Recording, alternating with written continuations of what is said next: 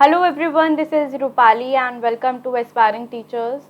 तो आज का जो हमारा सेशन है BEd second year online MCQ based exam जो आने वाला है वो आपके प्रोबेबली 10 डेज़ के अंदर स्टार्ट हो जाने वाले हैं। तो आपका जो पेपर होने वाला है ऑनलाइन एमसीक्यूज़ का होने वाला है। तो आज हम बात करेंगे इस सेशन के अंदर एमसीक्यू सीरीज़ पार्ट 2 जो हमारा सब्जेक्ट रहेगा नॉलेज एंड करिकुलम से रहेगा। इससे मैंने आपको कल भी लेसन दिया था। आई होप आप लोगों ने वो बहुत अच्छा लाइक किया है, आपको वो समझ में आए हैं, तो रिस्पॉन्स आपका अच्छा है। तो हम आज नॉलेज एंड करिकुलम से एमसीक्यू पार्ट 2 करने वाले हैं। तो आपको इसका जो आंसर्स देने हैं वो बहुत ही जल्दी देने हैं। आपको मैं ज़्यादा टाइम नहीं दूंगी, तो मुझे फटाफट से लाइव सेशन में कनेक्ट होकर या कमेंट सेक्शन में आप ज़रूर बताइए कि आपको सेशन कैसे लग रहा है और आंसर्स रिस्पॉन्स ज़रूर दीजिए। Thank you so much. तो स्टार्ट करते हैं हम अपना फर्स्ट लेसन। तो first question is what is called education acquired without any specific purpose, fixed period and place. हम एजुकेशन के अंदर जो हमें एजुकेशन या ज्ञान हमें किससे मिलता है, एक्वायर हो जाता है बिना किसी पर्पस के, बिना किसी फिक्स्ड पीरियड या बिना किसी प्लेस के। जो एजुकेशन हमें मिलती है या हम एक्वायर करते हैं उसको हम क्या कहते हैं, वो कौन सा एजुकेशन होता है। A option indirect education, B individual education, C informal education and D formal education. तो इनमें से वो कौन सा ऑप्शन होता है जो ज्ञान या एजुकेशन हमें बिना स्पेसिफिक पर्पस के मिल जाती है, बिना स्पेसिफिक पीरियड फिक्स पीरियड के मिल जाती है, उसको हम कौन सी एजुकेशन बोलते हैं। फॉर्मल एजुकेशन क्या होता है, जो हमें एक स्पेसिफिक प्लेस पर मिलती है। जैसे हम स्कूल जाते हैं तो हमें एक फॉर्मल लैंग्वेज यूज़ करनी पड़ती है। फॉर्मल एजुकेशन एक प्रिस्क्राइब्ड एजुकेशन हमें मिलती है। हम ऑफिस जाते हैं, जॉब करते हैं तो हमें फॉर्मल लैंग्वेज यूज़ करनी पड़ती है, तो हमें वैसे ही ज्ञान मिलता है। इनफॉर्मल क्या होता है हमारा कि हम घर पर हैं, हमें घर से भी बहुत कुछ सीखने को मिलता है, हमें कोई एक स्पेसिफिक टाइम पीरियड कुछ फिक्स नहीं होता बट हमें मिल जाता है। इंडिविजुअल एजुकेशन क्या होता है कि एक व्यक्तिगत शिक्षा जिसे एक इंडिविजुअल को मतलब जो लेता है एक individual person. And indirect education कि आप कहीं और गए, आपको बिना देखे आपने मतलब उसको देखा और उसको आपने ग्रहण कर लिया, तो अप्रत्यक्ष शिक्षा उसे बोलते हैं। तो इसका करेक्ट आंसर जो जाता है वो होता है हमारा इनफॉर्मल एजुकेशन, जिसके अंदर हमें बिना स्पेसिफिक पर्पस के वो मिल जाती है। Next question is what are the 3 components of education process. इनमें से 3 कंपोनेंट्स क्या हैं एजुकेशनल प्रोसेस के। A education, teacher and books, B teacher, student and education, C teaching, learning and practice, D direction, instructions and skill. इन options में से आपको बताना है कि एजुकेशनल प्रोसेस के 3 कंपोनेंट्स क्या हैं। सबसे पहला बात, अगर आपको कोई एजुकेशन लेनी है तो आपको क्या चाहिए, सबसे पहले टीचर चाहिए। तो हम इसमें से क्या फाइंड आउट करेंगे, ऑप्शन में से टीचर। अब हमारा सी एंड डी ऑप्शन कट जाता है क्योंकि उसके अंदर है ही नहीं टीचर ऑप्शन, तो टीचर एक कंपोनेंट होता है। अब टीचर बच्चों को एजुकेशन दे रही है, जो बच्चा ले रहा है वो भी तो होना चाहिए प्रेजेंट, तो टीचर के साथ क्या होना चाहिए, एक स्टूडेंट भी होना चाहिए। तो यहाँ पे जो हमारा ऑप्शन जा रहा है टीचर एंड स्टूडेंट, वो सिर्फ आ रहा है बी ऑप्शन के साथ। तो टीचर, स्टूडेंट एंड एजुकेशन हमारे 3 कंपोनेंट्स हो जाते हैं एजुकेशनल प्रोसेस के। तो आप ऐसे ही एलिमिनेशन मेथड्स को यूज़ करके अपने आंसर्स दे सकते हैं। Next question, according to deductive method teaching process goes from. अब आपने टीचिंग मेथड सुने होंगे या पढ़े होंगे, तो बहुत सारे टीचिंग मेथड्स हैं हमारे, इंडक्टिव, डिडक्टिव, प्लेवे मेथड, हमारा चॉक एंड टॉक मेथड होता है, लेक्चर मेथड होता है जिसे हम चॉक एंड टॉक ही कहते हैं, हमारा ग्रुप डिस्कशन हो गया है। तो ये सारे टीचिंग मेथड्स हैं, हमारा ब्रेनस्टॉर्मिंग मेथड होता है। तो इन मेथड में से पूछा गया है कि जो डिडक्टिव मेथड है, according to deductive method teaching process कहाँ से कहाँ पर जाता है। A option from general to specific, B option from specific to general, C from micro to macro and D from easy to difficult. अब deductive method क्या होता है, इंडक्टिव डिडक्टिव बहुत इंपॉर्टेंट है। इंडक्टिव मेथड आपको पहले बता दूं क्या होता है कि इंडक्टिव होता है कि एक आपको जैसे एग्जाम्पल से रूल की तरफ लेके जाता है। इंडक्टिव मेथड प्राइमरी क्लासेस के अंदर यूज़ होता है क्योंकि बच्चों को कुछ नॉलेज नहीं होती है, तो पहले हम बच्चों को एग्जाम्पल देते हैं, देन हम धीरे धीरे धीरे उसको रूल तक लेके जाते हैं। जैसे कि इंग्लिश ग्रामर में कुछ रूल्स होते हैं टेंसेस के, तो पहले हम उसको एग्जाम्पल्स के साथ सुनाएंगे कि ये आपकी फ्रेंड है, आपकी फ्रेंड का नाम क्या है, प्रिया है, तो प्रिया क्या है, आपका एक एग्जाम्पल हो गया। हम इसको फिर नाउन से कनेक्ट करेंगे, फिर हम रूल पर आएंगे कि नाउन का रूल क्या होता है, नेम, प्लेस, एनिमल, थिंग को इंक्लूड करता है। तो वो क्या हो गया हमारा, एग्जाम्पल से हम कहाँ लेके गए उन्हें, रूल की तरफ। जब हम रूल से हम एग्जाम्पल की तरफ आते हैं तो उसे बोलते हैं हम डिडक्टिव मेथड। इंडक्टिव का बिल्कुल अपोजिट हो जाता है डिडक्टिव। डिडक्टिव होता है हायर क्लासेस के अंदर यूज। हम यहाँ पर क्या करते हैं, पहले ही रूल दे देते हैं, फिर हम उसको कहाँ पर एक स्पेसिफिक एग्जाम्पल पे लेकर आते हैं। जब हम एग्जाम्पल, अब उसको पता है कि उसकी फ्रेंड का नाम प्रिया है, ये एक स्पेसिफिक हो गया जो उसको पता है। स्पेसिफिक से जब हम रूल तक लेके जाते हैं वो हो जाता है हमारा इंडक्टिव। तो उसका आपको करेक्ट आंसर मिल गया होगा।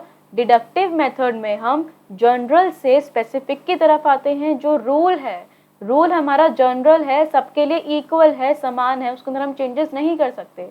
तो हम रूल से उसको स्पेसिफिक एग्जाम्पल तक लेकर आएंगे, फिर हम उसको एग्जाम्पल से समझाएंगे। तो एग्जाम्पल क्या होगा, एक स्पेसिफिक हो गया। तो एक उस पर्टिकुलर रूल का एक एग्जाम्पल हम बताएंगे तो वो स्पेसिफिक हो गया। तो इन डिडक्टिव अप्रोच के अंदर हम जनरल से कहाँ पे जाते हैं, स्पेसिफिक की तरफ। Next question is which is the first school for the child education.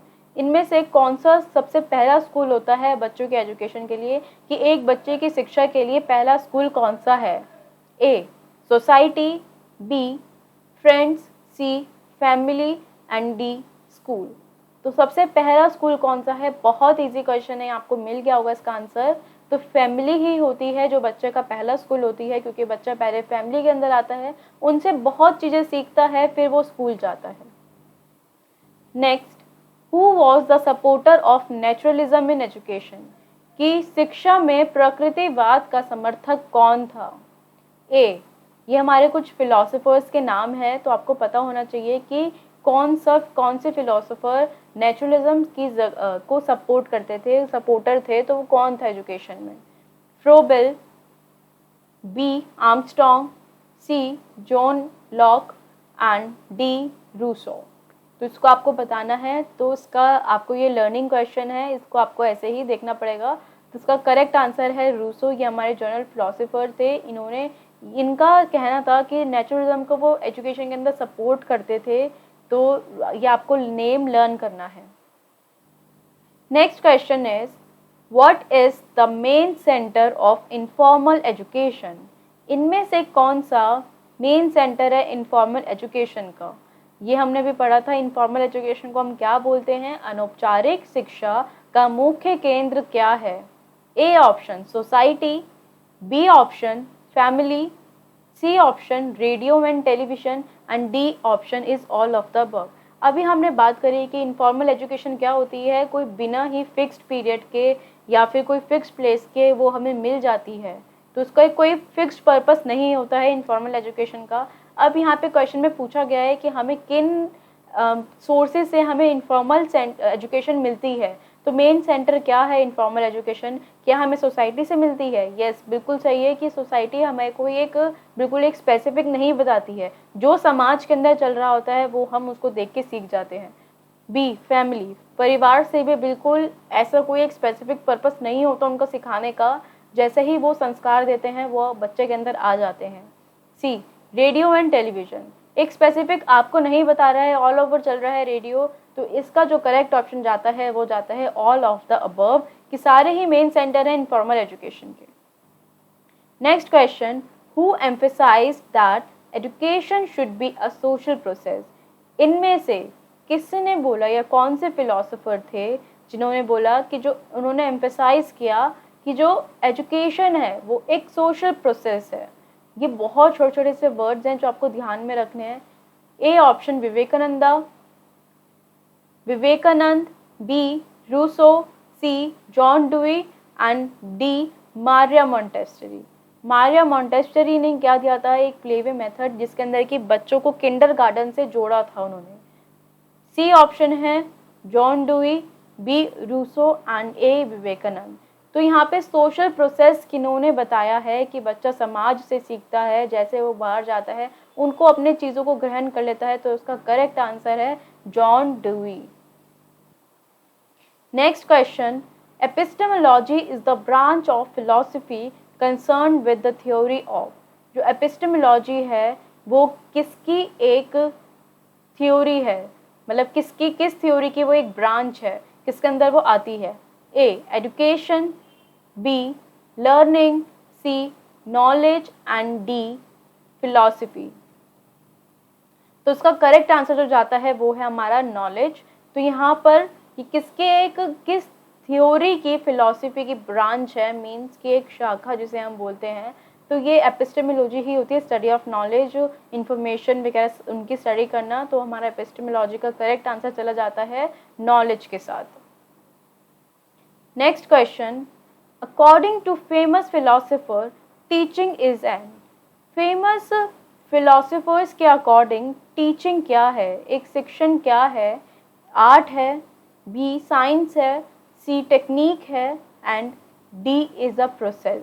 तो एक जो पढ़ाने की कला है वो एक फेमस फिलोसोफर्स के अकॉर्डिंग टीचिंग क्या है, एक कला है। जैसे कि मेरा सेंटेंस ही आपका यही निकला है कि टीचिंग क्या है, एक कला है पढ़ाने की। हर एक बच्चा टीचर नहीं बन सकता, पर वो कोशिश करे तो वो अपने अंदर, क्योंकि एक स्किल्स होते हैं बच्चों को पढ़ाने के लिए, उनको मैनेज करने के लिए, हर एक डिपार्टमेंट को हैंडल करने के लिए, उसको कितना क्रिएटिव बच्चों को बोलना है, बनाना है।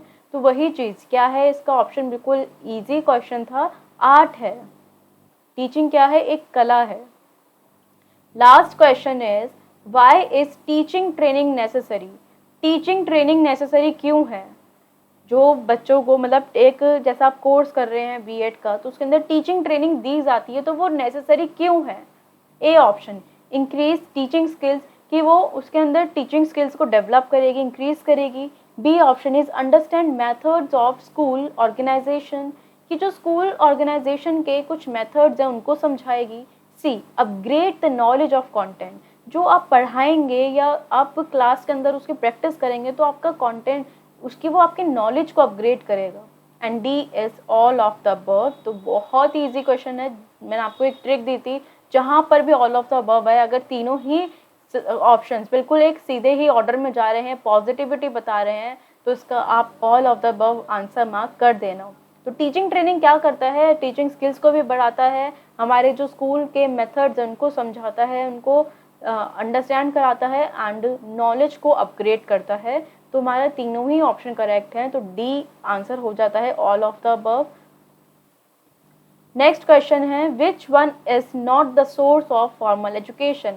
इनमें से अब पूछा है कौन सा सोर्स नहीं है फॉर्मल एजुकेशन का, जो औपचारिक शिक्षा है इनमें से कौन सा स्रोत नहीं है?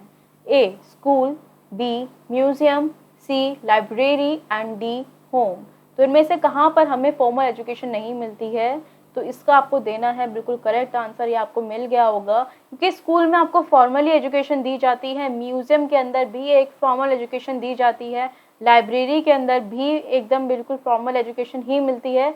तो होम, घर ही एक ऐसी जगह है जहाँ पर आपको इनफॉर्मल मिलती है। तो यहाँ पर नॉट पूछा गया था, तो इसका करेक्ट आंसर है हमारा डी। तो ये था हमारा last question knowledge and curriculum की एक्टिविटी से, सब्जेक्ट से। आई होप आपको ये 11 क्वेश्चंस क्लियर हुए होंगे। आपको कोई और सब्जेक्ट से क्वेश्चंस चाहिए या किसी और टॉपिक से रिलेटेड क्वेश्चंस चाहिए तो आप मुझे कमेंट सेक्शन में बिल्कुल बताइए, आपके उस सब्जेक्ट के मैं क्वेश्चंस रेडी कर दूंगी। अगर आपको ये ऐसी ही वीडियोस अच्छी लग रही हैं और कंटेंट आपको समझ में आ रहा है तो आप वीडियो को लाइक शेयर एंड सब्सक्राइब ज़रूर कीजिए, अपनी फ्रेंड्स के साथ शेयर कीजिए जिससे कि उनकी भी हेल्प हो। और क्योंकि पेपर बहुत ही नज़दीक है तो आप ऐसे ही पढ़ते रहिए और आपके जो भी डाउट्स हैं वो मुझे बता सकते हैं। एंड बेल आइकन को ज़रूर प्रेस कीजिए जिससे कि आपकी इंपॉर्टेंट इन्फॉर्मेशन या नोटिफिकेशन कोई भी इस चैनल की मिस ना हो।